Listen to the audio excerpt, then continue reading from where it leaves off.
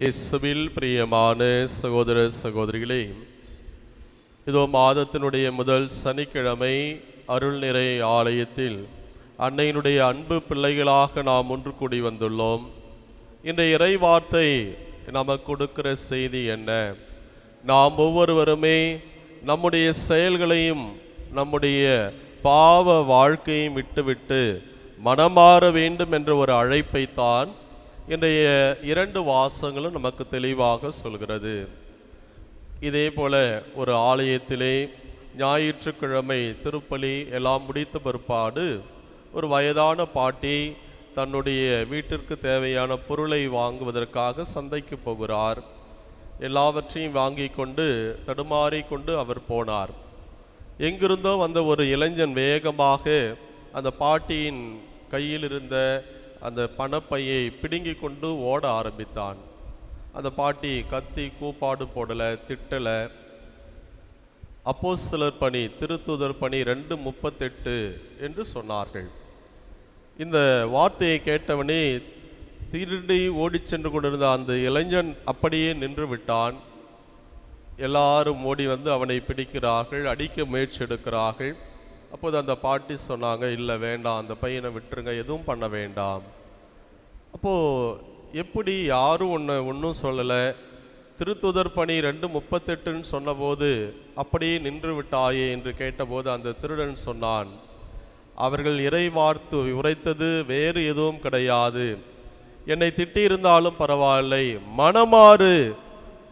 2:38 அங்கே பேதுரு, நீங்கள் மனமாறுங்கள், உயிர்த்த இயேசுவை நீங்கள் கொன்றீர்கள் என்று அவர்கள் சொன்னபோது அங்கிருந்த மக்கள் எல்லாருமே மனமாறி அன்றைக்கு திருமுழுக்கு பெற்றார்கள். அந்த மனமாற்றத்திற்கான அழைப்பை இந்த பாட்டி அந்த இறை வார்த்தை எனக்கு சொன்னார், என் நெஞ்சை அது தொட்டது. எனவே தான் இங்கிருந்து நான் தப்பிக்க முயற்சி எடுக்கவில்லை, என்னுடைய வாழ்க்கையை நான் மாற்றிக்கொள்வேன் என்று அந்த பாட்டியிடம் மன்னிப்பு கேட்டுவிட்டு சென்றானாம். அன்பார்ந்த சகோதர சகோதரிகளே, இறை வார்த்தை என்பது இரு பக்கமும் கருக்கு வாய்ந்த கூரிய வாளை விட மேன்மையானது. அதே போல வானிலிருந்து பொழியப்படக்கூடிய மழையும் பனியும் எதற்காக அனுப்பப்பட்டதோ அதை நிறைவேற்றாமல் திரும்பி செல்லாது. அதே போலத்தான் இந்த இறை வார்த்தை. இறை வார்த்தையை கேட்கிறவர்களுடைய வாழ்வாக இருந்தாலும் சரி, அறிவிக்கின்றவருடைய வாழ்வாக இருந்தாலும் ஆண்டவருக்கு உகந்ததாக இருக்க வேண்டும். அவ்வாறு இருக்கிற பொழுதுதான் ஆண்டவருடைய ஆசை நமக்கு கிடைக்கும். இல்லை, பாவ வாழ்க்கையில் இருந்தால் இன்றைக்கு முதல் வாசகத்தில் இறைவாக்கினர் எரேமியா அந்த மக்களை எல்லாம் பார்த்து சொல்கிறார், உங்களுடைய வழிகளையும் செயல்களையும் சீர்படுத்தி கொள்ளுங்கள், ஆண்டவருடைய கோபம் சாபம் உங்கள் மேல் வர இருக்கிறது என்று துணிவோடு தன்னுடைய உயிருக்கு அங்கு ஆபத்து வந்தாலும் கூட துணிச்சலோடு இறை வார்த்தையை அறிவிக்கிறார். எல்லாருமே கோபப்படுகிறார்கள், அவரை கொலை செய்ய முயற்சி எடுக்கிறார்கள். ஆனால் அங்கே சப்பானின் மகன் அகிகாம் அவரை காப்பாற்றுகிறார். ஆனால் நற்செய்தியில் என்ன நடக்கிறது? அதே போலத்தான் இயேசுனுடைய முன்னோடியாக வந்த திருமுழுக்கு யோவான் ஏரோதை பார்த்து, நீ செய்கின்ற செயல்பாடு மிக மோசமானது, உன் சகோதரனுடைய மனைவியை நீ வைத்திருப்பது பாவம், உன் செயலை மாற்றிக்கொள் என்று மிக துணிவோடு அரசனாக இருந்தாலும் நற்செய்தியை இறை வார்த்தையை அறிவிக்கிறார். அதை கேட்ட பொழுது அவனுடைய உள்ளம் கலங்குகிறது.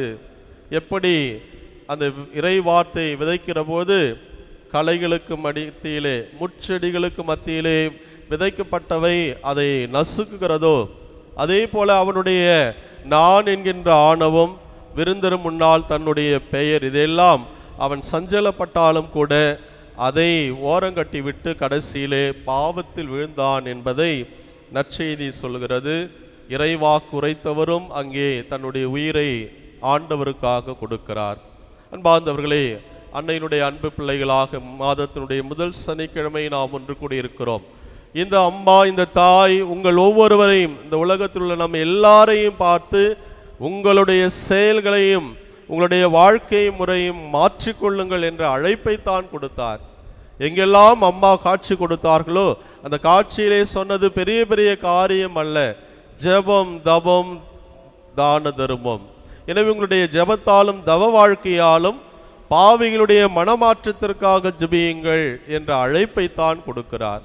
அந்த இறை வார்த்தை ஆண்டவருடைய கருவியாக அன்னை மரியாள் வழியாக நம் ஒவ்வொருவருக்கும் கொடுக்கப்பட்டிருக்கிறது. நிறைய பேர் இங்கு இந்த நாட்களிலே மாலை அணிந்து ஆண்டவருடைய பிள்ளைகளாக மாற முயற்சி எடுக்கிறீர்கள். எனவே இறைவன் நமக்கு கொடுக்கக்கூடிய வாய்ப்பையும் நமக்கு கொடுக்கக்கூடிய எல்லா விதமான சூழலையும் நாம் பயன்படுத்தி மனமாற்றத்திற்கான முயற்சி எடுக்க வேண்டும்.